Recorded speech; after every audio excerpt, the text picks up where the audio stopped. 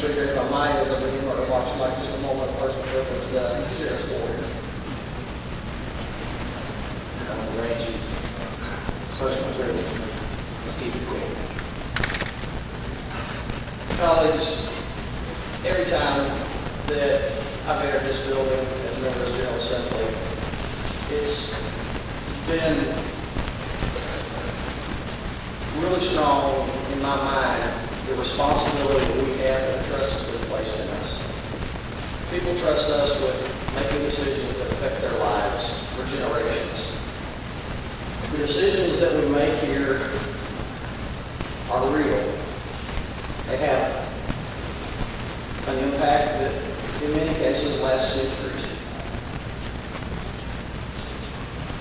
I hope as you make the decision today that you'll think not about the next few months, but about those generations that are coming and how they're going to look back on what we do today. With that, Mr. Speaker, I'll speak to the bill. Representative Hendren and I actually have a lot in common about how we feel about this situation. I frankly was leaning to voting yes on this appropriation on its merits. I'm not crazy about it.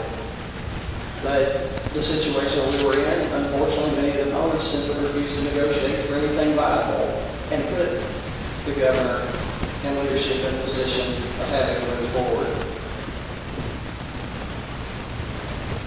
Where we are today is a very difficult position for me. I respect this governor immensely. The Speaker is one of my dearest friends. Senator Dismay, gentleman, superb legislator. But folks, I want to talk just a moment about the process of how we got to the point where we're at today. The appropriation that we're debating today is funded in a direct line from the ACA. Now, I don't believe that Arkansas works as Obamacare, despite all the rhetoric about that. That's nonsense. The people that say it are frankly being disingenuous. But it is funded through that funding stream. I want you all to think back to about 6 years ago when that funding stream became law.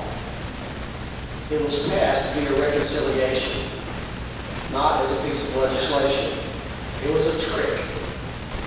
It was a trick to avoid the filibuster that wouldn't have, the votes would not have been present to break because of the election of Senator Scott Brown.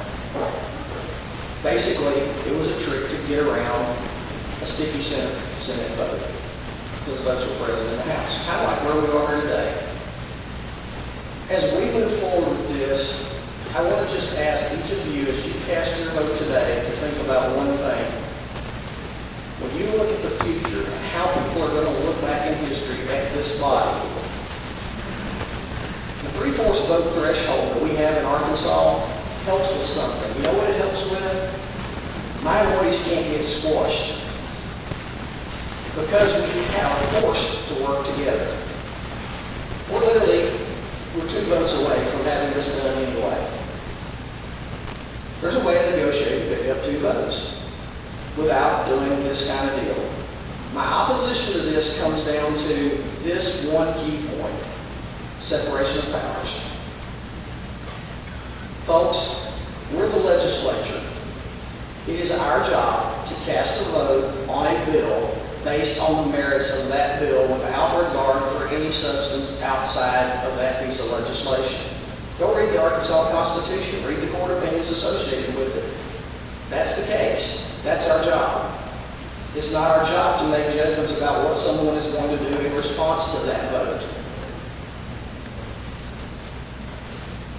As we look at this situation today, I hope that we won't continue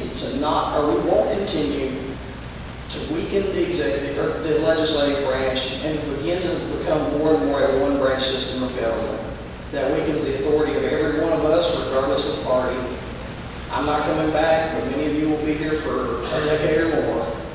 I hope you'll keep that in your mind. Since Senator Hendren quoted Scripture, I'd like to share one verse of Scripture with you, and I'll close. Matthew 537 says all you need to say is simply yes or no. Anything beyond that comes from the evil one.